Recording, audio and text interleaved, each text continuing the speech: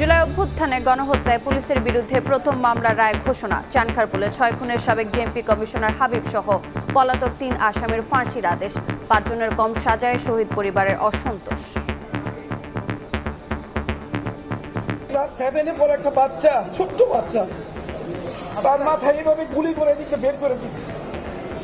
এটা কি রায় দিল? এটা সব প্রমাণ সাবমিট করার পরেও যদি তার 3 বছরের রায় হয়, ভবিষ্যতে যে কি হবে, মাত্র 3 বছর সাজা হবে, তারপর শেষ।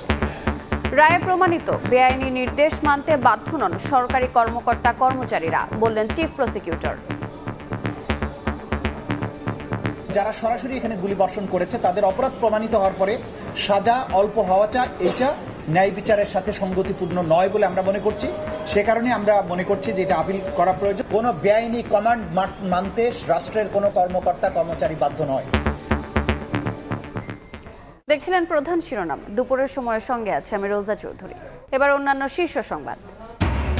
নির্বাচনী পরিবেশ বিঘ্নিত করতে পেশিশক্তির প্রভাব খাটাচ্ছে একটি দল। কুষ্টিয়ায় জামাত আমির ক্ষমতায় গেলে নারীদের জন্য নিরাপদ কর্মস্থল নিশ্চিতের প্রতিশ্রুতি। নতুন করে ষড়যন্ত্র করছে একটি দল। গভীর রাতে নারায়ণগঞ্জে জনসভায় তারেক রহমান, কোনোভাবে এই দেশকে ধ্বংস হতে দেবে না বিএনপি। ঠাকুরগাঁওয়ে মির্জা ফখরুল। নির্বাচন সামনে রেখে 3 বাহিনীর সঙ্গে প্রধান উপদেষ্টার মতবিনিময়। অংশগ্রহণমূলক, সংখ্যামুক্ত, সুষ্ঠু নির্বাচন আয়োজনে নিরপেক্ষতার সঙ্গে দায়িত্ব পালনের নির্দেশনা। এবং বাড়তি আমদানির পরও নাগালের বাইরে খেজুর। চলতি মাসে 624 মেট্রিক টন খালাসের পরও কেজিতে দাম কমছে মাত্র 50 টাকা। কারসাজির অভিযোগ বিক্রেতাদের।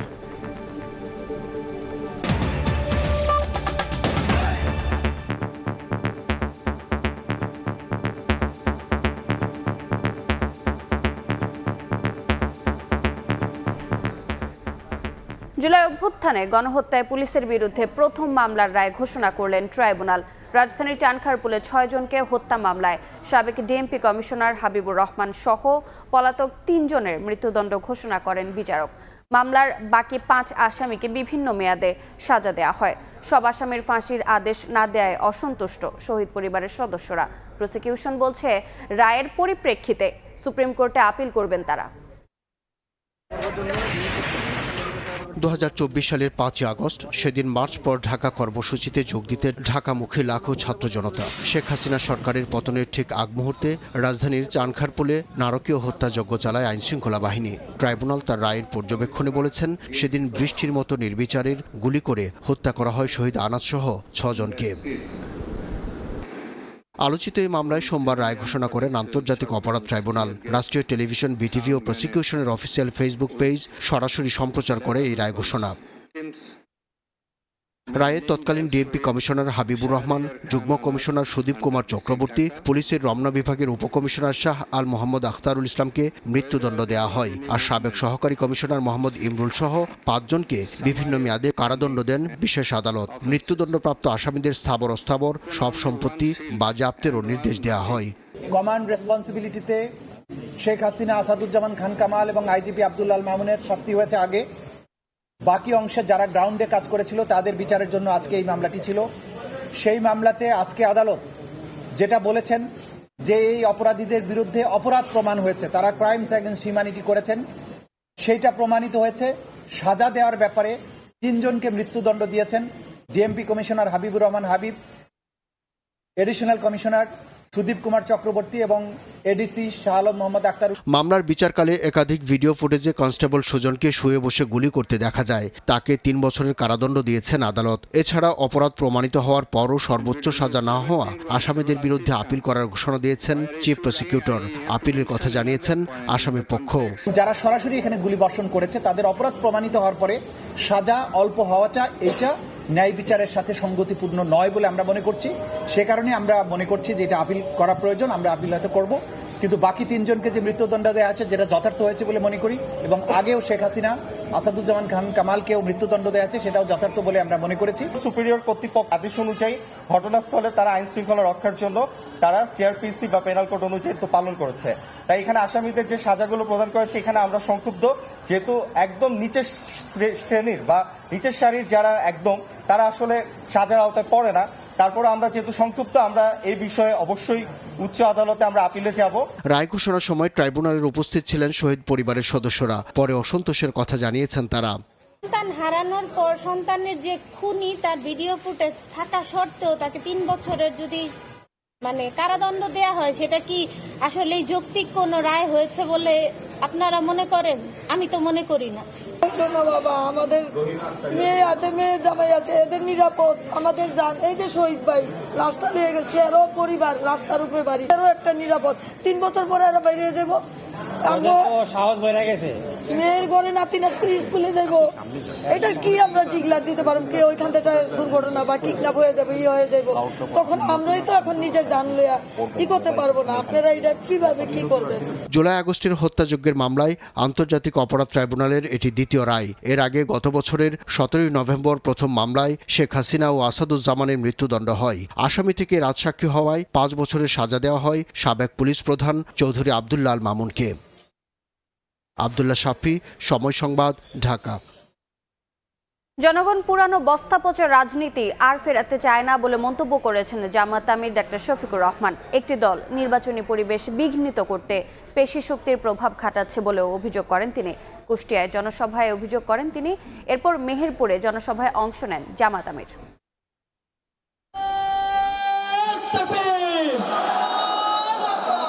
নির্বাচনী প্রচারণার ৫ম দিনে খুলনা বিভাগ সফর শুরু করেন বাংলাদেশ জামাত ইসলামের আমির ডাক্তার শফিকুর রহমান। বিভাগের উত্তর প্রবেশদ্বার খ্যাত কুষ্টিয়ায় জনসভার মাধ্যমে শুরু হয় কর্মসূচি। সোমবার ভোর থেকেই জনসভা স্থল শহীদ আবরার ফাহাদ স্টেডিয়ামে আসতে শুরু করেন জেলার নানা প্রান্তের মানুষ। সকাল 10টায় জনসভা শুরু হওয়ার কথা থাকলেও মাঠ কানায় কানায় ভরে ওঠে কয়েক ঘন্টা আগেই।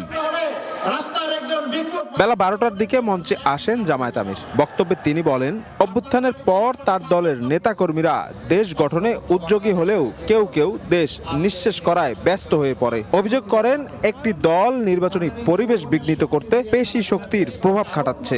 আমরা কথা দিচ্ছি, এমন এক বাংলাদেশ আমরা করতে চাচ্ছি, আল্লাহর পর ভরসা করে, মহান আল্লাহর পর ভরসা করে করতে যাচ্ছি, যে বাংলাদেশে প্রত্যেকটি সক্ষম পুরুষ এবং নারীর হাতে মর্যাদার কাজ আমরা তুলে দেবো ইনশাআল্লাহ। জনগণের উপর পর্যায়ে যে মূল্যের ভার, এটা কমে আসবে। অবশ্য কমে আসার ক্ষেত্রে 3 জায়গায় আমরা হাত দেব।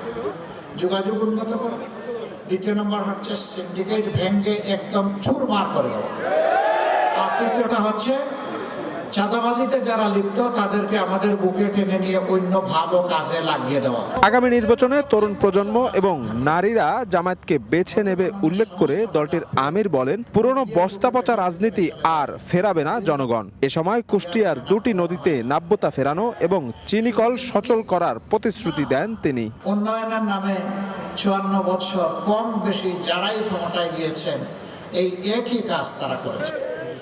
এই যারা 54 বছরে দেশটাকে খামড়ে একেবারে তসমাভাবে বিশ্বাস করি, এদের দৃষ্টিভঙ্গি এবং চরিত্র পরিবর্তন না হলে এরা দেশের জন্য ভালো কিছুই করতে পারবে না। দেশবাসী, বিশেষ করে যুব সমাজ এবং মায়ের জাতি, তারা আর বস্তা পচা রাজনীতি দেখতে চান। আমরা পাল্লায় ভোট দেবো, আমরা নিরাপদ থাকতে চাই। নির্বাচনী প্রচারণার 5ম দিনে খুলনা বিভাগে জামায়াত আমির ডাক্তার শফিকুর রহমান দিনভর নানা জেলায় একাধিক কর্মসূচিতে অংশ নিয়ে তিনি জানাবেন, জয়ী হলে এই অঞ্চল নিয়ে তার আলাদা পরিকল্পনার কথা। কুষ্টিয়ার পর মেহেরপুরে জনসভায় যোগ দেন জামায়াত আমির। শফিক মুন্সি, সময় সংবাদ। সরকার গঠন করতে পারলে যে কোনো মূল্যে দুর্নীতির টুটি চেপে ধরবে বিএনপি। গভীর রাতে নারায়ণগঞ্জে নির্বাচনী জনসভায় এমন হুঁশিয়ারি দিয়েছেন বিএনপি চেয়ারম্যান তারেক রহমান। বলেন, বিগত 15 বছর যেভাবে অধিকার কেড়ে নেওয়া হয়েছিল, নতুন করে ষড়যন্ত্র করছে একটি দল। গণতন্ত্রের পক্ষের সকল শক্তিকে ঐক্যবদ্ধ থাকার আহ্বান জানান বিএনপি চেয়ারম্যান। কামরুল হাসানের রিপোর্ট। রোববার দিনভর কয়েকটি নির্বাচনী জনসভায় অংশ নেয়ার পর রাতেও ব্যস্ত বিএনপি চেয়ারম্যান তারেক রহমান। মধ্যরাতে যোগ দেন নারায়ণগঞ্জের জনসভায়। শীতের মধ্যেও প্রিয় নেতার জন্য অধীর আগ্রহে নেতাকর্মীরা। নারায়ণগঞ্জের বালুরঘাট মাঠে তারেক রহমানকে এক নজর দেখতে দূর দূরান্ত থেকে ছুটে আসেন হাজারো মানুষ। ধানের শীষের প্রার্থী তারেক রহমান বলেন, বিগত 15-16 বছর আমিডামি নির্বাচন হয়েছে, এখন আবারও ভোট নিয়ে ষড়যন্ত্র শুরু হয়েছে। বলেন, সব ষড়যন্ত্রের বিরুদ্ধে ঐক্যবদ্ধ থেকে 12ই ফেব্রুয়ারি ভোটাধিকার প্রয়োগ করে অধিকার বুঝে নিতে হবে। বিগত 15-16 বছর দেশের মানুষ দেখেছে নির্বাচনের নামে আমিডামি নির্বাচন হয়েছে, নিশিরাতের নির্বাচন হয়েছে। এখন আবার ষড়যন্ত্র হয়েছে যাতে আপনাদের যে ভোটের অধিকার যেটা প্রতিষ্ঠিত হতে যাচ্ছে ইনশাল্লাহ, সেই অধিকারের বিরুদ্ধে কেউ কেউ মাথা খারাপ হয়ে গেছে। ক্ষমতায় এলে খাল খননের মাধ্যমে বাবা শহীদ প্রেসিডেন্ট জিয়াউর রহমানের পথেই হাঁটতে চান তারেক রহমান। প্রতিশ্রুতি দেন নারায়ণগঞ্জ এলাকায় নদী খনন ও জলাবদ্ধতা নিরসনের। এখানকার অনেক নদী নালা খাল বিল বন্ধ হয়ে গেছে, ফলে শহরের মধ্যে সহ বিভিন্ন জায়গায় জলাবদ্ধতা হয়। একটু বৃষ্টি হলে পানি হয়ে যায়, আপনাদের চলাফেরা করতে কষ্ট হয়। আমরা পুনরায় শহীদ জিয়ার সেই খাল কাটা কর্মসূচি শুরু করতে চাই। বলেন, ক্ষমতায় গেলে টেনে ধরা হবে দুর্নীতির লাগাম। দেশের আর্থ সামাজিক উন্নয়নের পাশাপাশি মানুষের অধিকার রক্ষায় কাজ করার প্রতিশ্রুতি দেন তারেক রহমান। নারায়ণগঞ্জ শহরের 20টা স্পট আছে যেখানে এই মাদক ব্যবসা হয়। আমরা সেগুলাকে নিয়ন্ত্রণ করতে চাই। এই দুর্নীতিকে আমরা নিয়ন্ত্রণ করতে চাই, দুর্নীতির লাগাম টেনে ধরতে চাই। এর আগে কুমিল্লার 14 গ্রাম, সোয়াগাজী ও দাউদকান্দিতেও জনসভায় যোগ দেন বিএনপির চেয়ারম্যান তারেক রহমান। কেউ যেন জনগণের অধিকার কেড়ে নিতে না পারে, সেজন্য সবাইকে সতর্ক থাকার আহ্বান জানান তিনি। তারা কিন্তু শুধু বিএনপির বদনামি করে যাচ্ছে, ভালো করুক, আমার কোনো আপত্তি নেই, আমাদের কোনো আপত্তি নেই। আমরা ভাই আপনাদের জন্য, দেশের জন্য কি করতে পারবো, কি করব, আমরা সেই পরিকল্পনা গ্রহণ করেছি। মঙ্গলবার গাজীপুর ও ময়মনসিংহে নির্বাচনী প্রচারণা চালাবেন বিএনপি চেয়ারম্যান। কামরুল হাসান, সময় সংবাদ, ঢাকা। ধর্মীয় অনুভূতি ব্যবহার করে ভোটের প্রচার চালাচ্ছে একটি নির্দিষ্ট দল। সকালে রাজধানীর গুলশানে সংবাদ সম্মেলনে অভিযোগ করেন বিএনপির নির্বাচন পরিচালনা কমিটির মুখপাত্র মাহদি আমিন। তিনি আরও বলেন, জানমাল দিয়ে তাদের প্রতীক জয়ী করা ইমানি দায়িত্ব বলে বক্তব্য দিচ্ছে দলটির নেতাকর্মীরা, যা সুস্পষ্টভাবে আচরণবিধির লঙ্ঘন। এ বিষয়ে নির্বাচন কমিশনকে কার্যকর ব্যবস্থা নেওয়ার আহ্বান জানান মাহদি আমিন। বলেন, একটি দল যেসব এনআইডি সংগ্রহ করেছে সেগুলো ব্যবহার করে জাল ভোট দেওয়া হতে পারে। এ সময় বিএনপির মিডিয়া সেলের আহ্বায়ক মওদুদ হোসেন আলমগীর পাভেল বলেন, সহিংস কার্যক্রম সমর্থন করে না বিএনপি। নির্বাচনী সংঘর্ষ এড়াতে আইনশৃঙ্খলা বাহিনীকে আরও সজাগ হতে হবে। একটি নির্দিষ্ট রাজনৈতিক দলের প্রার্থীরা এবং তাদের বিভিন্ন পর্যায়ের নেতাকর্মী ও সমর্থকেরা ধর্মীয় অনুভূতির অপব্যবহার করে নির্বাচনী প্রচারণা চালাচ্ছেন। এটি দৃশ্যমান যে ধর্মীয় বিশ্বাস ও আবেগকে ব্যবহার করে দেশের ভোটারদের প্রভাবিত করার যে চেষ্টা, সেটি নির্বাচনের স্বচ্ছতা, নিরপেক্ষতা, অবাধ ও সুষ্ঠু পরিবেশকে মারাত্মকভাবে ক্ষুণ্ণ করছে। বাংলাদেশের নির্বাচনের ইতিহাসের দিকে যদি আমরা তাকাই, তাহলে নির্বাচনের ক্ষেত্রে এই ছোটোখাটো এরকম ঘটনাগুলো খুব যে বেশি নতুন তা নয়। নির্বাচনী আচরণের মধ্যে যেটা যায় না, সেই ব্যাপারে বিএনপির অবস্থানটা খুব পরিষ্কার। আমরা এরকম কোনো কর্মকাণ্ডকে সমর্থন করি না। নির্বাচনী প্রচার যুদ্ধ তুঙ্গে, ভোটারদের মন জয়ের নানা প্রতিশ্রুতি দিচ্ছেন প্রার্থীরা। ঠাকুরগাঁওয়ে নির্বাচনী প্রচারণায় বিএনপি মহাসচিব মির্জা ফখরুল ইসলাম আলমগীর বলেন, কোনোভাবেই দেশকে ধ্বংস হতে দেয়া যাবে না। মাদকমুক্ত সমাজ ও কর্মসংস্থান তৈরির অঙ্গীকার জামাত প্রার্থীদের। চট্টগ্রামে নির্বাচনী পদযাত্রা করে এনসিপি মুখপাত্র আসিফ মাহমুদ সজীব ভূঁইয়া বলেন, ভোটের মাধ্যমে জুলাই শহীদদের স্বপ্ন পূরণ করা হবে। তারেক রহমানের পক্ষে আমরা আপনাদের কাছে আসলাম মানুষের ভোট চাইতে। ৮-১৬ দিন পর ত্রয়োদশ সংসদ নির্বাচন ও গণভোট। ভোটারদের মন জয়, প্রতিশ্রুতি আর পরিকল্পনা নিয়ে শহর, গ্রাম, পাড়া, মহল্লায় অবিরাম ছুটছেন সব দলের প্রার্থী। দিনে দিনে তীব্র হয়ে উঠছে নির্বাচনী প্রচার যুদ্ধ। সোমবার সকালে বেগুনবাড়ি বাজার এলাকায় নির্বাচনী সভায় যোগ দেন ঠাকুরগাঁও ১ আসনের প্রার্থী বিএনপি মহাসচিব মির্জা ফখরুল ইসলাম আলমগীর। বলেন, যারা স্বাধীনতায় বিশ্বাস করে না তারাই এখন ভোট চাইছে। বিএনপি কোনোভাবেই দেশকে ধ্বংস হতে দেবে না।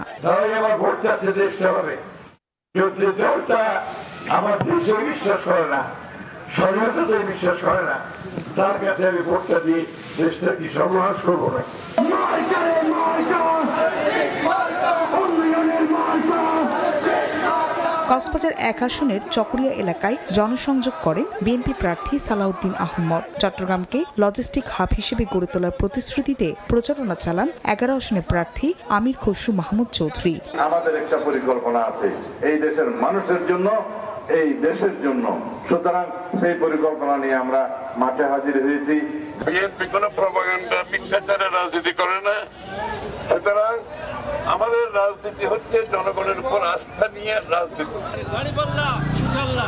মাদকমুক্ত সমাজ গড়ার পাশাপাশি তরুণদের জন্য কর্মসংস্থানের সুযোগ সৃষ্টির আশ্বাস দিয়ে ভোটারদের দাঁড়ে দাঁড়িয়ে গিয়ে ভোট চান রাজশাহী 2 আসনে জামাতের প্রার্থী ডাক্তার মোহাম্মদ জাহাঙ্গীর।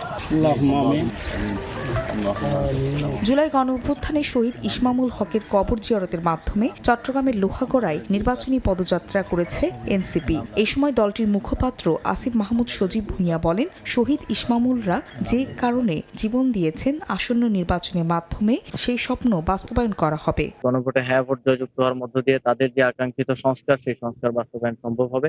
নির্বাচনী প্রচারণা চলবে 10 ফেব্রুয়ারি রাত 12টা পর্যন্ত। 12 ফেব্রুয়ারি হবে ভোট। ফাহরিয়া ফারজানা, সময় সংবাদ। এই মুহূর্তে ফেনীর দাগনভূঞা এলাকায় আছেন সহকর্মী আতিয়ার সজল। সরাসরি চলে যাচ্ছি তার কাছে। সজল, আমরা ত্রয়োদশ জাতীয় সংসদ নির্বাচন যত ঘনিয়ে আসছে ততই প্রচার প্রচারণায় ব্যস্ত হচ্ছে প্রার্থীরা। আমরা দেখছি যে আজকে প্রচারণার 5ম দিনে রয়েছে ফেনীর সংসদীয় আসন 3। সেই সংসদীয় আসন 3-এর যে বিএনপি মনোনীত প্রার্থী আব্দুল ওয়াল মিন্টু সকাল থেকেই কিন্তু আমরা দেখছি যে কয়েকদিনের মতোই প্রচার প্রচারণা চালিয়ে যাচ্ছেন এবং তিনি তার যে নির্বাচনী এলাকা সেখানে রয়েছেন। এখন রয়েছে দাগনভূঞা উপজেলায়। জানেন যে ত্রয়োদশ জাতীয় সংসদ নির্বাচন উপলক্ষে যে বিএনপি মনোনীত প্রার্থী যিনি রয়েছেন প্রথমবারের মতো এই আসনটিতে নির্বাচন করছেন এবং উনি দলের ভাইস চেয়ারম্যান পদের দায়িত্ব পালন করছেন এবং সব মিলেই কিন্তু আমরা দেখেছি যে এই আসনটিতে কিন্তু জামায়াতের প্রতিদ্বন্দ্বী প্রার্থী রয়েছে ডাক্তার ফখরুদ্দিন মানিক নামে। তিনি দেখতে পাচ্ছেন যে গণসংযোগের আসার খবরে নারী পুরুষ সবার সাথেই কিন্তু দেখা করছেন এবং তার সাথে কিন্তু এইভাবেই কিন্তু একই অবস্থায় জামাতের যিনি তার প্রতিদ্বন্দ্বী প্রার্থী রয়েছেন জামাত প্রার্থী, তিনিও কিন্তু মাঠঘাট চষে বেড়াচ্ছেন। আসলে ভোটের রায় নিজেদের পক্ষে নিতে নিজেদের কৌশল অনুযায়ী সবাই কিন্তু একেবারে প্রচারণার যে আচরণবিধি মেনেই কিন্তু সবাই যে যার মতো করে প্রচারণা চালিয়ে যাচ্ছেন। আমরা সকাল থেকে দেখছি যে কিছুক্ষণ ঘন্টা দুয়েক আগে এই 2 প্রার্থী প্রচারণা করতে গিয়ে মুখোমুখি হয়েছেন, একে অপরের সাথে গাড়ি থেকে নেমে কোলাকুলি করেছেন এবং তাদের যে সৌহার্দ্যপূর্ণ অবস্থান আসলে ভোটারদেরকে আশ্বস্ত করে এবং ভোটাররা দাবি করছেন যে এভাবে তারা পরিবেশ বজায় রেখে ত্রয়োদশ জাতীয় সংসদ নির্বাচনে হয়তো তারা ভোটাররা নিজেদের ভোট দিয়ে তাদের পছন্দের যে প্রার্থী তাকে এই এলাকা থেকে সংসদে পাঠাবেন এবং তাদের যে দীর্ঘদিনের দাবি সেগুলো পূরণ করবেন। এবং জানেন যে ফেনীতে এই 3 আসনে কিন্তু সোনাগাজী এলাকায় একটি বড় অর্থনৈতিক অঞ্চল রয়েছে, যদিও সেই অর্থনৈতিক অঞ্চলের ফেনীর অংশে তেমন কোনো উন্নয়ন ঘটেনি। এখানে একটি ফায়ার সার্ভিস নেই। এই জাতীয় অনেক ইস্যুস রয়েছে যেগুলো প্রত্যাশা এবং প্রাপ্তির সাথে হিসাব করছে ভোটাররা। সেই ভোটাররা হিসাব করেই হয়তো আগামী 12ই ফেব্রুয়ারি ত্রয়োদশ জাতীয় সংসদ নির্বাচনে তাদের ভোটাধিকার প্রয়োগ করে তাদের যোগ্য প্রার্থীকে সংসদে পাঠাবে। এই ছিল আমার কাছে এখানকার সব শেষ। সরাসরি যুক্ত ছিলাম ফেনীতে। ঢাকা 18 আসনের 11 দলীয় জোট মনোনীত প্রার্থী ও এনসিপির কেন্দ্রীয় যুগ্ম আহ্বায়ক আরিফুল ইসলাম আদিবের নির্বাচনী প্রচারণায় বাধা ও হামলার অভিযোগ উঠেছে। সকালে রাজধানীর খিলক্ষেতে ডুমনি এলাকার একটি মাদ্রাসায় গণসংযোগ চলাকালে এ ঘটনা ঘটে। এক ফেসবুক পোস্টে ঘটনার ভিডিও শেয়ার করে আরিফুল ইসলাম আবিদ জানান, এ হামলায় তার দলের অন্তত 2 জন আহত হয়েছেন। এ ঘটনায় স্থানীয় এক বিএনপি নেতার দিকে অভিযোগ করেন আবিদ। অন্যদিকে এ ঘটনায় খতিয়ে দেখার আশ্বাস দিয়েছেন ঢাকা 18 বিএনপি মনোনীত প্রার্থী এস এম জাহাঙ্গীর। ঘটনার সত্যতা পাওয়া গেলে সাংগঠনিক ব্যবস্থা নেওয়ার কথাও জানান তিনি।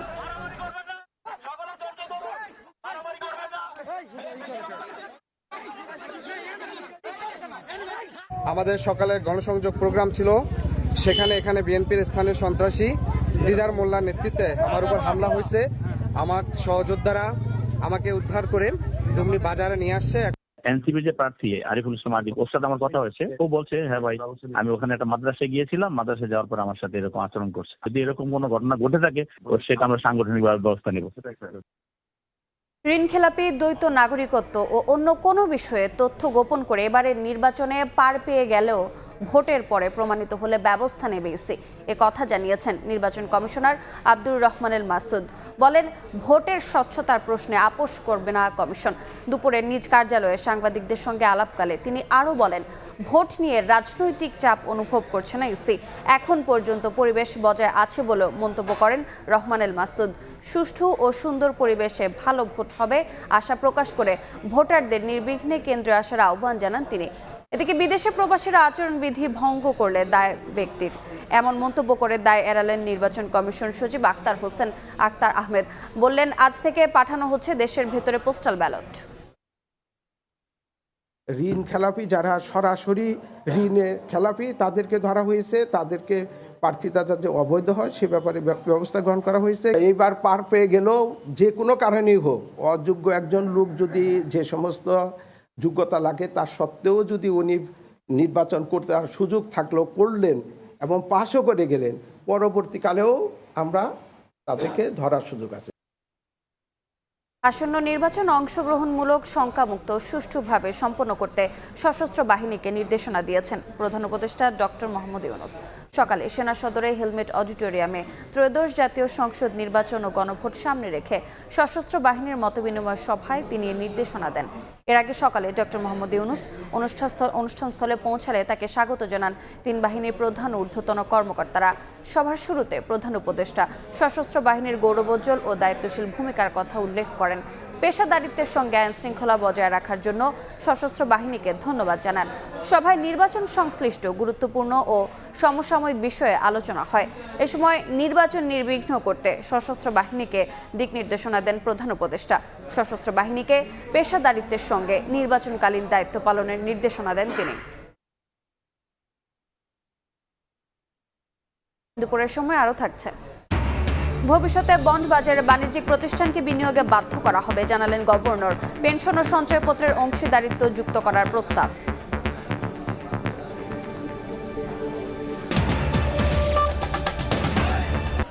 ভবিষ্যতে বাণিজ্যিক প্রতিষ্ঠানগুলোকে বন্ড বাজারে বিনিয়োগে বাধ্য করা হবে। এর জন্য সীমিত করা হবে ব্যাংক ঋণের সীমা, জানিয়েছেন বাংলাদেশ ব্যাংক গভর্নর। বন্ড বাজারের সম্ভাবনা ও চ্যালেঞ্জ নিয়ে আলোচনায় তিনি একথা বলেন। একই সঙ্গে বন্ডে বিনিয়োগ কর সুবিধা বাড়ানো সহ পেনশন ও সঞ্চয়পত্রের অংশীদারিত্ব বন্ড বাজারে বিনিয়োগের প্রস্তাব করা হয়।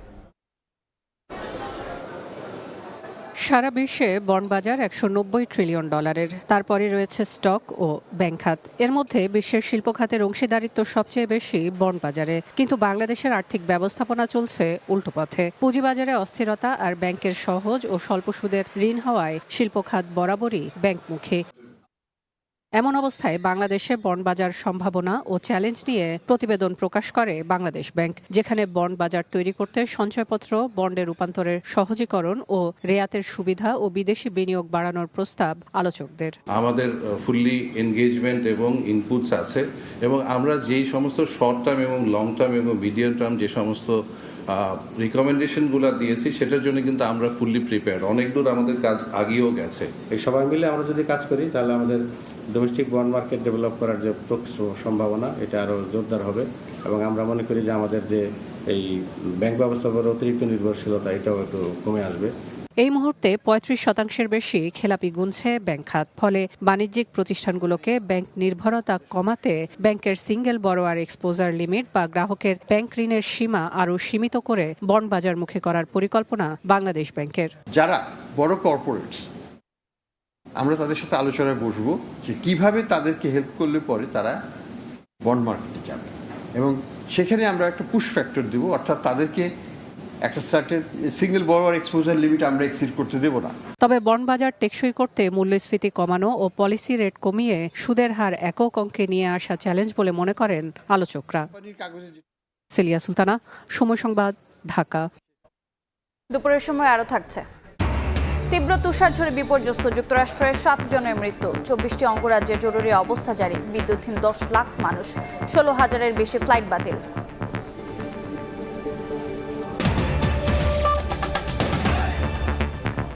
চট্টগ্রামের বোয়ালখালীতে চলছে এনসিপির পথসভা ও গণভোটের প্রচারণা। এই মুহূর্তে সেখানে আছেন সহকর্মী শফিকুল আলম। সরাসরি যাচ্ছি তার কাছে। শফিক, চট্টগ্রামে যে বোয়ালখালী রয়েছে সেই বোয়ালখালীতে নির্বাচনী পদযাত্রা শুরু করা আছে আইনশৃঙ্খলা পরিস্থিতিতে। এই মুহূর্তে আমরা সেখানে দেখছি যে আসিফ মাহমুদ অর্থাৎ কেন্দ্রীয় আইনশৃঙ্খলা মুখপাত্র তিনি রয়েছে। এই মুহূর্তে তারা হাত তুলে কিন্তু স্লোগান দিচ্ছেন এবং সেখানে চট্টগ্রাম ৮ আসনের প্রার্থী জেনারেল আরিফ আমরা দেখতে পাচ্ছি তিনি চট্টগ্রাম ৮ বোয়ালখালীর 4টা আসন থেকে আগামী জোটের প্রার্থী হিসেবে তিনি নির্বাচন করছেন। তবে সকালে আমরা দেখেছি চট্টগ্রামের যে লোহাগাড়া রয়েছে সেই লোহাগাড়ায় কিন্তু শহীদ ইসমামের কবর জিয়ারত করেছিলেন আসিফ মাহমুদ। এই মুহূর্তে চট্টগ্রামের যে বোয়ালখালী রয়েছে সেই বোয়ালখালীতে পথসভায় কিছুক্ষণ পরে কিন্তু তিনি অংশ নেবেন। একসাথে নির্বাচনী প্রচারণা একই সাথে যে গণভোটের পক্ষেই তারা সেই প্রচারণা চালিয়ে যাচ্ছেন এবং এখানে কিন্তু চট্টগ্রামের এই যে ৮ আসরে বিভিন্ন জায়গায় অলিতে গলিতে তারা প্রচারণা চালাবেন বলে আমরা জানতে পেরেছি এবং সেখানে নাহিদ ইসলাম রয়েছে তারা কিন্তু এখানে এসেছেন এবং এর আগে থেকে কিন্তু বিভিন্ন অলিগলিতে কিন্তু আমরা দেখেছি তারা এই যে প্রচারণা চালাচ্ছেন শাপলাকলির পক্ষে অর্থাৎ নির্বাচনী প্রচারণা তারা বলছে আজ এই যে শহীদ ইসমামের কবর জিয়ারতের মাধ্যমে নির্বাচনের প্রচারণা শুরু হয়েছে এবং এখান থেকে কিন্তু আজকে বোয়ালখালী দিকে প্রথম শুরু করছেন এবং এখানে সর্বোচ্চ নেতা কর্মীরা এসেছে এবং তারা যেটি বলছে মেসেজ দিচ্ছেন সেটি হচ্ছে এক হচ্ছে নির্বাচনী প্রচারণা, দ্বিতীয় যেটি তারা বলছে সেটি হচ্ছে গণভোটের পক্ষে প্রচারণা চালাচ্ছেন এবং আমরা দেখছি সেই মঞ্চে এই মুহূর্তে রয়েছে আসিফ মাহমুদ এবং সেখানে চট্টগ্রাম 9 আসনের 8 আসনের প্রার্থী জুবাইর আরিফ। তো সবকিছু মিলিয়ে বলা যায় নির্বাচনকে সামনে রেখে কিন্তু এনসিপির কেন্দ্রীয় নেতারা এসে চট্টগ্রাম সহ কক্সবাজার সহ এবং বিভিন্ন জায়গায় কিন্তু প্রচারণা চালাচ্ছেন। তো এই ছিল আমার কাছে চট্টগ্রামের এই বোয়ালখালী থেকে সর্বশেষ তথ্য। সরাসরি যুক্ত ছিলাম চট্টগ্রামে। 3 মাস পার হলো মেরামত হয়নি থাই এয়ারওয়েজের ধাক্কায় রানওয়ের ক্ষতিগ্রস্ত অ্যাপ্রোচ লাইট। এতে শাহজালাল বিমানবন্দরে লাইটিং ক্যাটাগরিতে নিচে নেমে গেছে ঘন কুয়াশায় উড়োজাহাজ অবতরণ সক্ষমতা। বাধ্য হয়ে ফ্লাইট ডাইভার্টের কারণে ভোগান্তিতে যাত্রী, আর্থিকভাবে ক্ষতির সম্মুখীন এয়ারলাইন্সগুলো।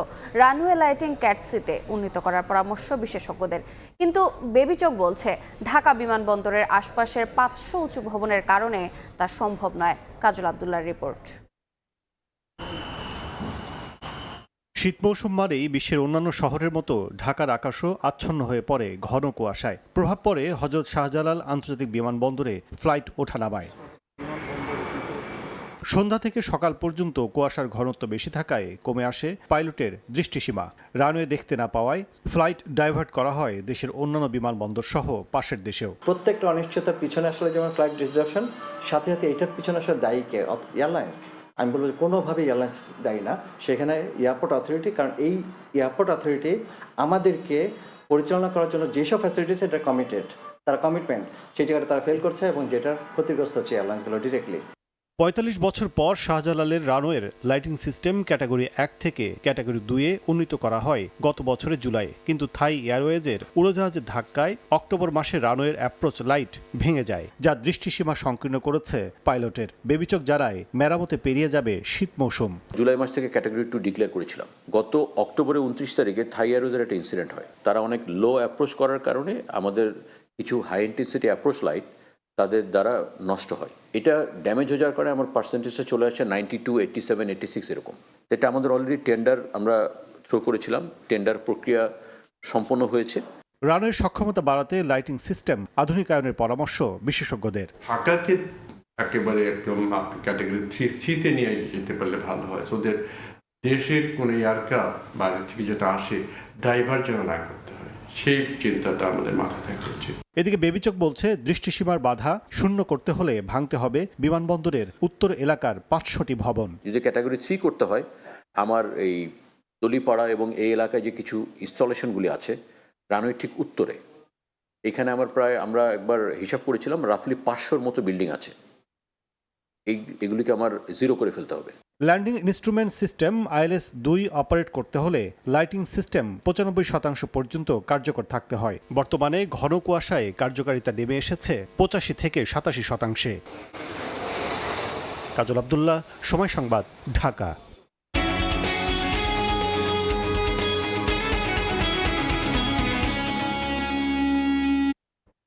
শুল্ক হার কমানোর সুযোগে অতিরিক্ত আমদানির পরও সাধারণ মানুষের ক্রয় ক্ষমতার মধ্যে আসছে না খেজুরের দাম।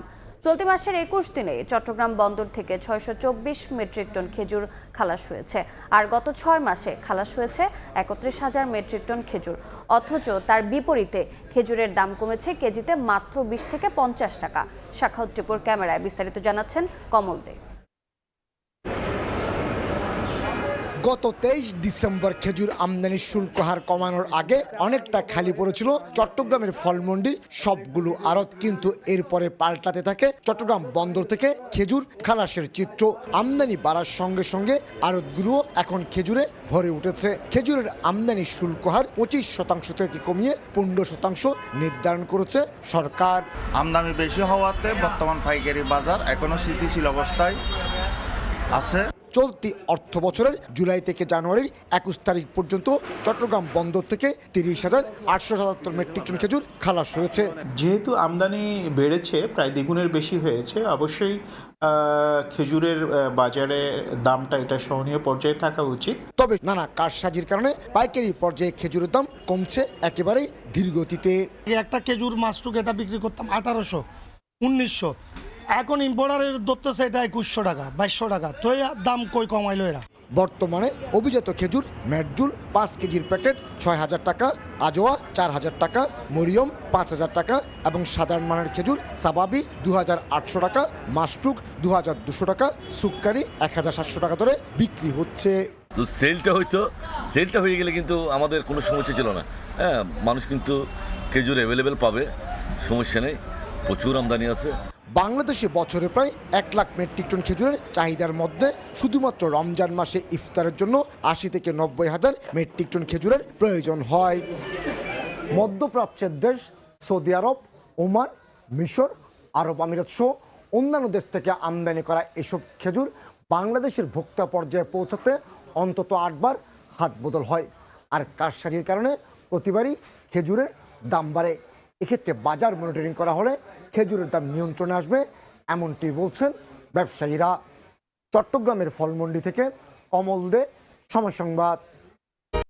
অন্তর্বর্তী সরকারের কোনো কার্যক্রমে অংশগ্রহণমূলক ছিল না, সিদ্ধান্ত নীতিমালা কিংবা অধ্যাদেশ ছিল অস্বচ্ছভাবে চাপিয়ে দেয়া, এমন মন্তব্য করেছেন টিআরবির নির্বাহী পরিচালক ডক্টর ইফতেখারুজ্জামান।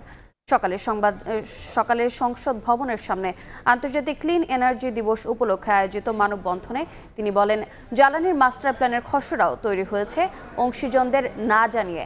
ডক্টর ইফতেখারুজ্জামান আক্ষেপ করে বলেন, অন্তর্বর্তী সরকারের প্রধান 3-0 তত্ত্বের প্রবর্তক হওয়া সত্ত্বেও শূন্য নিট কার্বন নিঃসরণ ও নবায়নযোগ্য জ্বালানি নিয়ে কাজ করতে ব্যর্থ হয়েছেন।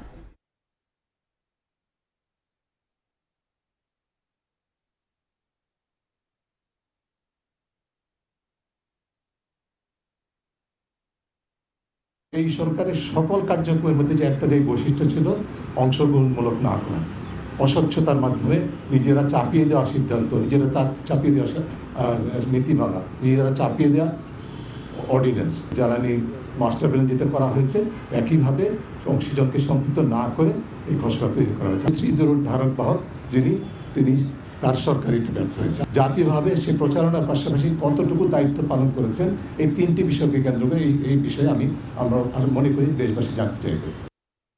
ফ্রান্সের মতোই বাংলাদেশের প্রতিবেশী দেশগুলোর পরিস্থিতি সহজ নয়, তবে উন্নয়ন ও শান্তি নিশ্চিতে প্রতিবেশীদের সঙ্গে সম্পর্ক জোরদার করার বিকল্প নেই বলে মন্তব্য করেন ঢাকায় নিযুক্ত ফ্রান্সের রাষ্ট্রদূত জঁ-মার্ক সেরেশার্লে। সকালে রাজধানীর বসুন্ধরা আবাসিক এলাকায় ইন্ডিপেন্ডেন্ট ইউনিভার্সিটিতে বে অব বেঙ্গল স্টাডিজের ধারাবাহিক বক্তৃতায় এসব কথা বলেন ফরাসি রাষ্ট্রদূত। রোহিঙ্গা সংকট প্রসঙ্গে বলেন, যুক্তরাষ্ট্র মানবিক সহায়তার প্রায় 95% বন্ধ করে দেয়, পরিস্থিতি আরও জটিল হয়েছে। ইন্দো প্যাসিফিক প্রসঙ্গে রাষ্ট্রদূত জানান, এই অঞ্চলে একটি জোটের প্রস্তাব দিয়েছে ফ্রান্স, কারণ এই অঞ্চলে বৈশ্বিক বাণিজ্যের প্রায় 80% পরিচালিত হয়। Decided to stop 95% of US aid will have a strong impact on the crisis. It's not easy, but they are working hard together to develop a body, cooperation fields together. I think that the objective, not to create a group blocked against the others. On the contrary, Europe tried to be open. France really advocate that we have to be open. France is advocating for an Indo-Pacific strategy of Europe because we feel what happens in Indo-Pacific matters for France, explain you why, but it matters also for Europe. দেশের বাইরের খবর। যুক্তরাষ্ট্র জুড়ে নজিরবিহীন শীতকালীন ঝড়ে স্থবির হয়ে পড়েছে জনজীবন। তীব্র ঠান্ডায় এ পর্যন্ত 7 জনের মৃত্যুর খবর পাওয়া গেছে। ঝড়ের তাণ্ডবে বিদ্যুৎহীন হয়ে পড়েছেন প্রায় 10 লাখ বাসিন্দা। রোববার একদিনে বাতিল করা হয় 16,000-এর বেশি ফ্লাইট। বন্ধ রয়েছে গণপরিবহন চলাচল। আলবামা, জর্জিয়া, নিউ মেক্সিকো সহ 20টি অঙ্গরাজ্যে জরুরি অবস্থা জারি করা হয়েছে। প্রয়োজন ছাড়া বাসিন্দাদের বাইরে বের না হওয়ার আহ্বান স্থানীয় কর্তৃপক্ষের। তুষার ঝড়ে বিপর্যস্ত যুক্তরাষ্ট্রের জনজীবন। বরফের চাদরে ঢেকে গেছে চারিদিক। দেশটির দক্ষিণাঞ্চলে বরফ জমে গাছের ডাল ভেঙে পড়ায় বিদ্যুতের লাইন ব্যাপক ক্ষতিগ্রস্ত হয়েছে। ঝড়ে বিদ্যুৎ বিচ্ছিন্ন হয়ে পড়েছেন অন্তত 10 লাখ বাসিন্দা। টেনেসি অঙ্গরাজ্যে বিদ্যুৎহীন 3,30,000-এর বেশি। মিসিসিপিতে 1,60,000, লুইসিয়ানা ও টেক্সাসেও হাজার হাজার মানুষ অন্ধকারে। মধ্য আটলান্টিক অঞ্চলেও বিদ্যুৎ বিভ্রাট দেখা দিয়েছে। যুক্তরাষ্ট্রের দক্ষিণাঞ্চলে তুষার ঝড়ে সবচেয়ে বেশি ক্ষতিগ্রস্ত মিসিসিপির অক্সফোর্ড শহর। সেখানে প্রায় 75% গ্রাহক বিদ্যুৎহীন। বহু এলাকায় গাছ ও বিদ্যুৎ খুঁটি ভেঙে পড়েছে। পরিস্থিতি ভয়াবহ বলে জানিয়েছে স্থানীয় কর্তৃপক্ষ। নিউ ইয়র্ক সিটিতেও প্রবল তুষারপাত ও তীব্র ঠান্ডা। মেয়র জোহরান মামদানি জানান, গেল 8 বছরের মধ্যে সবচেয়ে শীতলতম সময় এটি। ঝড়ের প্রভাব পড়েছে শিক্ষা ও গণপরিবহন ব্যবস্থাতেও। নিউ ইংল্যান্ড থেকে দক্ষিণাঞ্চলে একাধিক বিশ্ববিদ্যালয় ক্লাস বাতিল ও ক্যাম্পাস বন্ধ ঘোষণা করেছে। তুষার ঝড়ের কারণে শার্লটে সব ধরনের গণপরিবহন সাময়িকভাবে বন্ধ রাখা হয়েছে। বাতিল করা হয়েছে 16,000-এর বেশি ফ্লাইট। অন্তত 24টি অঙ্গরাজ্যে জরুরি সতর্কতা ঘোষণা করা হয়েছে। ফ্লোরিডা, দক্ষিণ পূর্ব আলাবামা ও দক্ষিণ পশ্চিম জর্জিয়ার কিছু অংশে টর্নেডো সতর্কতা জারি করা হয়েছে। প্রয়োজন ছাড়া বাইরে বের না হওয়ার পরামর্শ প্রশাসনের। অর্জিতা শেহজিন, সময় সংবাদ। যুক্তরাষ্ট্রের মিনেসোটায় ফেডারেল ইমিগ্রেশন এজেন্টদের গুলিতে আরও এক মার্কিন নাগরিকের মৃত্যুতে দেশজুড়ে সমালোচনার ঝড়। মার্কিন প্রেসিডেন্টকে অভিবাসন কর্মকর্তাদের সরিয়ে নেওয়ার আহ্বান জানিয়েছেন মিনেসোটার গভর্নর। এদিকে অবৈধ অভিবাসীদের ধরতে মিনিয়াপলিস শহরে ট্রাম্পের ফেডারেল কর্মকর্তা পাঠানোকে কেন্দ্র করে অঙ্গরাজ্যটিতে যে অসন্তোষ বিরাজ করছিল, নতুন এক ঘটনা তাতে আগুনে ঘি ঢালল বলে মনে করছেন অনেকে।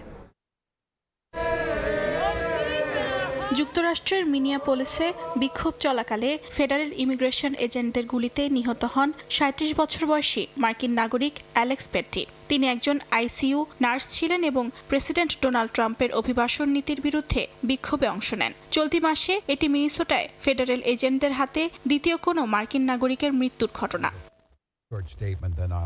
ঘটনার পর গভর্নর টিম ওয়ালস সরাসরি প্রেসিডেন্ট ট্রাম্পকে রাজ্য থেকে আইসিইর প্রায় 3,000 এজেন্ট প্রত্যাহারের আহ্বান জানান। বলেন, আইনশৃঙ্খলা ও শান্তিতে বিশ্বাসী মিনেসোটা আর কোনো নাগরিকের রাস্তায় মৃত্যু মেনে নেবে না। অঙ্গরাজ্য ও স্থানীয় কর্তৃপক্ষ এই হত্যাকাণ্ডের স্বাধীন তদন্ত চেয়ে আদালতের দ্বারস্থ হয়েছে বলেও জানান তিনি। তবে ভিন্ন সুর ট্রাম্প প্রশাসন ও রিপাবলিকান নেতাদের। সিনেটর লিন্ডসি গ্রাহাম দাবি করেন, যুক্তরাষ্ট্র বর্তমানে চরম ঝুঁকিতে রয়েছে এবং আইসিই কর্মীদের প্রয়োজন। তিনি ডেমোক্রেটদের আইসিইর বাজেট বাতিলের হুমকিকে দায়িত্বজ্ঞানহীন বলে আখ্যা দেন। অর্জিতা শেহজিন, সময় সংবাদ। খেলার খবর। ক্ষমতায় গেলে ক্রিকেট বোর্ডের দুর্নীতি ও অনিয়মের সুষ্ঠু তদন্ত করবেন বলে জানিয়েছেন বাংলাদেশ জাতীয় ফুটবল দলের সাবেক অধিনায়ক ও বিএনপির ক্রীড়া বিষয়ক সম্পাদক আমিনুল হক। এ সময় দেশের ক্রিকেট বোর্ডের বর্তমান নেতৃত্ব ও গঠন প্রক্রিয়া নিয়েও প্রশ্ন তোলেন তিনি। এই ক্রিকেট বোর্ডে আমাদের যে সাবেক যে অনভিজ্ঞ ক্রীড়া উপদেষ্টা, তিনি তার স্বেচ্ছাচারিতার মাধ্যমে এই ক্রিকেট বোর্ড তৈরি করে ক্রিকেট বোর্ডকে কলঙ্কিত করেছেন এবং আমার ক্রিকেটকে ক্ষতিগ্রস্ত করেছেন। এবং এইটার পিছনে যারাই জড়িত থাকুক না কেন, ভবিষ্যতে নির্বাচনের পরে আল্লাহ যদি আমাদেরকে কবুল করে, এগুলোর সুষ্ঠু তদন্তের মাধ্যমে আমরা তাদেরকে আইনের আওতায় এনে তাদেরকে অবশ্যই তাদের বিরুদ্ধে ব্যবস্থা নিতে হবে। নিরাপত্তা জটিলতার কারণে আজকে বাংলাদেশ ক্রিকেট দল বিশ্বকাপ খেলতে যাচ্ছে না। সো এটা আমরা যদি আরও সুদূর প্রসারী চিন্তা করতাম যে আমাদের ক্রিকেট বোর্ডের সাথে আইসিসি কিংবা ভারতীয় ক্রিকেট বোর্ডের সাথে একটি কূটনৈতিক পরিবেশের মাধ্যমে আমরা কিন্তু এই সমস্যাটি সমাধান করতে পারতাম। বাংলাদেশ প্রিমিয়ার লিগের শিরোপা জিতে রাজশাহীতে ট্রফি উদযাপনে মেতেছে রাজশাহী ওয়ারিয়র্স। সকালে শাহ মখদুম বিমানবন্দর থেকে ছাদখোলা বাসে করে শুরু হয় চ্যাম্পিয়নদের শহর ভ্রমণ। তানজিদ হাসান তামিম, নাজমুল হোসেন শান্তদের দেখতে পথে জড়ো হন হাজারো সমর্থক। শিরোপা জয়ের নানা মুহূর্ত দিয়ে সাজানো হয়েছে ছাদখোলা বাস। বিমানবন্দর থেকে চ্যাম্পিয়ন দলকে নিয়ে আমচত্বর হয়ে রাজশাহী বিশ্ববিদ্যালয়ে পৌঁছায় বাসটি। এরপর বিনোদপুর, কাজলা, তালেমারি হয়ে আলুপট্টি শহরের আনাচে কানাচে সমর্থকদের সঙ্গে ট্রফি জয়ের আনন্দ ভাগ করে নিচ্ছেন ক্রিকেটাররা। বিজয় উদযাপনের এই রোড শোতে অংশ নিচ্ছে হাজারো ক্রিকেট প্রেমী। এ পর্যায়ে শীর্ষ সংবাদগুলো জানিয়ে দিচ্ছে আরেকবার। জুলাই হত্যা মামলায় পুলিশের বিরুদ্ধে প্রথম রায়। চানখারপুলে 6 খুনে হাবিব সহ 3 জনের ফাঁসির আদেশ। 5 জনের কম সাজায় শহীদ পরিবারের অসন্তোষ, আপিলের ঘোষণা। নির্বাচনী পরিবেশ বিঘ্নিত করতে পেশি শক্তির প্রভাব খাটাচ্ছে একটি দল। কুষ্টিয়ায় জামাত আমির ক্ষমতায় গেলে নারীদের জন্য নিরাপদ কর্মস্থল নিশ্চিতের প্রতিশ্রুতি। এবং নতুন করে ষড়যন্ত্র করছে একটি দল। গভীর রাতে নারায়ণগঞ্জে জনসভায় তারেক রহমান, কোনোভাবেই দেশকে ধ্বংস হতে দেবে না বিএনপি। ঠাকুরগাঁয়ে মির্জা ফখরুল।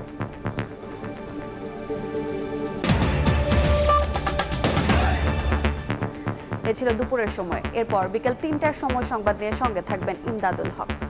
রোজা, আপনাকে ধন্যবাদ। বিকেল 3টার সময় সংবাদ নিয়ে আসছে কিছুক্ষণ পর, সঙ্গে থাকুন সময়ের।